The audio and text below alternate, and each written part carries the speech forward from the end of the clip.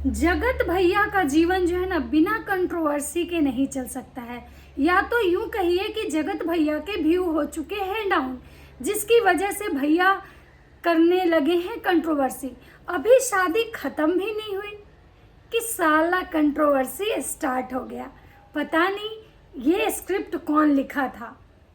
100 तोपों की सलामी मिलेगी उस। जगत भैया जगत भाभी किसी के सगे नहीं हो सकते हैं, किसी के नहीं, क्योंकि जो इंसान अपने माँ बाप का सगा नहीं होता वो दुनिया में किसी का सगा नहीं होता। फिर मुझे एक चीज़ समझ में नहीं आता है, ये जो ऑडियंस जो आंसू बहाती है इनके गले लग लग के, मुझे लगता है इनके जैसा सी दुनिया में कोई नहीं होगा। अरे इतना प्यार अपने माँ बाप को दे देते ना तो शायद तुम लोग का जीवन सुधर जाएगा। दोस्तों नमस्कार, तो कैसे हैं आप लोग? उम्मीद कर रही हूँ बहुत अच्छे होंगे, स्वस्थ होंगे, मस्त होंगे और अपने अपने काम में व्यस्त होंगे। मैं प्रिया शर्मा और मैं अभी के अपने इस ब्लॉग में आप लोग का स्वागत कर रही हूँ। बहुत फटाफट से ब्लॉग शूट करना पड़ रहा है क्योंकि कंट्रोवर्सी किंग की कंट्रोवर्सी स्टार्ट हो चुकी है। पहली कंट्रोवर्सी स्टार्ट होती है भाई साहब मेकअप वाली मैडम से। मेकअप वाली मैडम जो एकदम से पहले से ही वहाँ जाके डट चुकी थी, जिनको लग रहा था कि हमारे रिश्तेदार हैं, हमारे सगे हैं, ये लोग सिर्फ और सिर्फ मुझे वैल्यू कर रहे हैं। लेकिन उनको ये नहीं पता था कि ये किसी के सगे नहीं है, ये यूज एंड थ्रो हैं। ये लोगों को यूज करते हैं और उसके बाद फेंक देते हैं डस्टबिन में।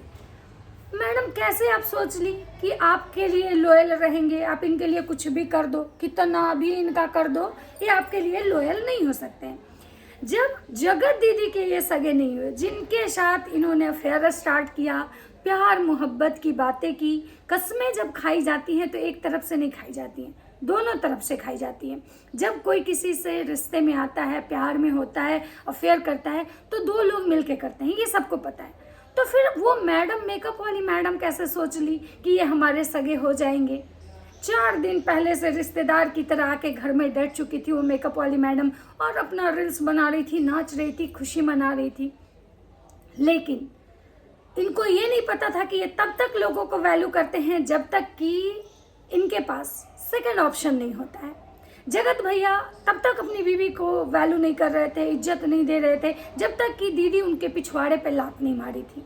जब दीदी उनके पिछवाड़े पे लात मारी तो जगत भैया आके गिर गए अपनी बीवी के चरणों में, अपनी बीवी के गोद में, और उनकी बीवी उनको उठा ली। क्योंकि यहाँ दोनों, सबको डॉलर चाहिए, पैसा चाहिए, प्यार किसी को नहीं चाहिए। अगर प्यार चाहिए होता है तो आप लोग देख सकते हैं कि जो बीवी दिखावे के लिए स्टेज पे जाके रिंग पहनाती है अपने हस्बैंड को, गिफ्ट करती है, और वो बीवी मैरिज एनिवर्सरी के दिन पहले अपने हस्बैंड को विश नहीं करते, नींद में हैप्पी मैरिज एनिवर्सरी, और हस्बैंड ही जगाते चल रहे हैं कि भाई हैप्पी मैरिज एनिवर्सरी। या कहीं भी उनके साथ रील्स बनाए ना बनाए, फोटो शूट करवाए, वो अकेले ही मस्त है अपने जीवन में। तो उसके लिए क्या इंपॉर्टेंट है? View, dollar. तो मैडम में हुआ महाभारत, मतलब कि दोनों मेकअप वाली मैडम। वो मेकअप वाली मैडम दूसरी कौन आई? वही मैडम जो किट्टो रानी का मेकअप हमेशा करती हैं और इससे किट्टो रानी सुंदर दिखती है। अब जगत भाभी को तो किट्टो रानी से भी कंपटीशन है, क्योंकि उनको लग रहा है कि भाई जगत दीदी के बाद कहीं यही वो औरत तो नहीं जो मेरे पति के जिंदगी में राज करने आ रही है। और किट्टो रानी हमेशा डिसेंट दिखती हैं। एक बात तो है, सुंदर लगती है, भौजी से तो लाख गुना बेहतर लगती है। भले उसका थोड़ा हेल्थ है, बढ़ा हुआ है, लेकिन अगर वो कम हो जाए तो भौजी उसके आगे कुछ नहीं है। भले वो उसको बोलने नहीं आता है, मुंह खोलेगी तो गंवार टाइप बोलेगी, लेकिन पर्सनालिटी की बात कर रही हूँ। तो उनका जो मेकअप करती थी पूजा मैडम, वो आ चुकी, और पूजा मैडम के आने के बाद चांदनी मैडम का हुआ बुरा हाल। सब लोग उनके मेकअप में नुक्स निकालना स्टार्ट कर दिए, सब लोग उनको इग्नोर करने लगे, उनके बारे में बातें करने लगे, जिसकी वजह से चांदनी मैडम रोने लगी। तो एक कंट्रोवर्सी तो वहीं से स्टार्ट हो गई। मतलब कंट्रोवर्सी उस घर में ना हो ही नहीं सकता है, क्योंकि बिना कंट्रोवर्सी के जगत भैया का व्यू नहीं आ सकता है। उनका व्यू डाउन था, जिसकी वजह से उन्होंने एक प्रैंक वीडियो करवाया, जिसमें आप देखें कि मम्पी और भुट्टो मिलके, दोनों मिस्टी मिस्टू कुछ नाम है उनका, उनको रुलाए। उससे व्यू बढ़ा, सबके चैनल पे व्यू आया। लेकिन पूरे इसमें अगर किसी का सबसे ज़्यादा मटिया पलीद हुआ तो वो अंशु मैडम का। अंशु मैडम का सफाई नामा वाला वीडियो आ चुका है। मैं पहले ही बोली थी कि अंशु मैडम की हुई है घोर बेइज्जती, लेकिन अब आ चुका है अंशु मैडम का सफाईनामा वाला वीडियो, जिसमें अंशु मैडम ये सफाई देते फिर रही हैं कि मेरी तबीयत खराब हो चुकी थी। सही बात है, जब जब यहाँ पे लोगों का दिल दुखता है ना, उनके चेहरे उतर जाते हैं, ऑडियंस जब उनको वॉच करती है ना, तो लोग यही कह के निकल लेते हैं कि मुझे बहुत जोड़ों का बुखार हो चुका था।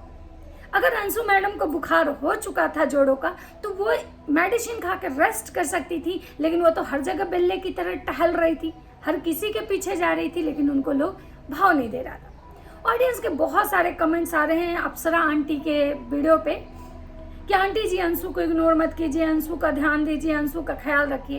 भाई अप्सरा आंटी तो फिर भी बेचारी रखी, लेकिन अंशु को तो अप्सरा आंटी से मतलब नहीं है ना भाई। यहाँ प्रॉब्लम तो ये है कि अंशु को भी वही लोग चाहिए जिनके सब्सक्राइबर अच्छे खासे हों, जिससे उनको बेनिफिट है। अप्सरा आंटी तो उनका ख्याल हद तक बेचारी रख ही रही हैं।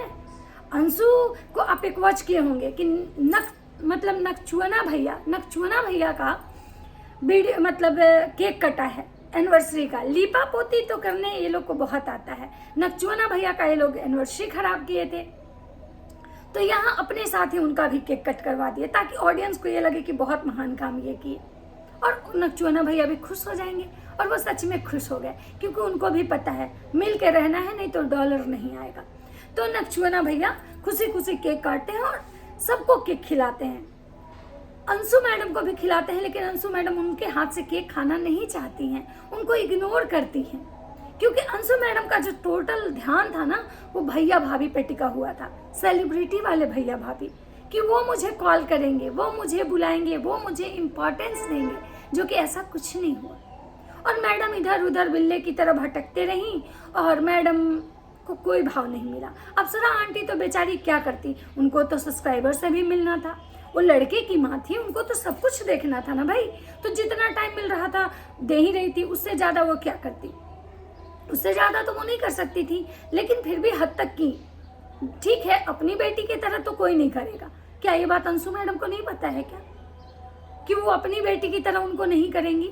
कि तो ना भी कोई माँ बेटी का रिश्ता बना ले, अपना हमेशा अपना होता है, चाहे वो बेटी पे भी लागू होता है और माँ पे भी लागू होता है, एक हाथ से ताली नहीं बजती है। तो अंशु मैडम को लगता है कि जितना हम चालाक लोमड़ी हैं, तो सामने वाला भी गधा नहीं है, ये सब तो खुद दिन भर 3-5 किए हुए हैं, तुम डाल तो ये लोग पात हैं। तो अंशु मैडम का छीछालेदर तो दूसरी कंट्रोवर्सी, अंशु मैडम अब जा रही हैं, उनका वीडियो आ चुका है और उनका ये कहना है कि मैं ज़्यादा कोई भी वीडियो शूट नहीं कर पाई हूँ, क्योंकि मेरी तबीयत खराब थी, तो मैंने ज़्यादा ब्लॉगिंग नहीं किया, तो जो कुछ भी वीडियो होगा वो सरकार के इस पे आएगा। मैडम का लोटा जैसा मुंह देख के, मैडम को जैसे लोग इग्नोर किया, वो चीज़ें देख के दुख भी हुआ। लेकिन हाँ, अगर इसमें थोड़ी सी भी अभी भी अगर शर्म बचा हुआ होगा, तो नेक्स्ट टाइम से ये लड़की जरूर समझ जाएगी।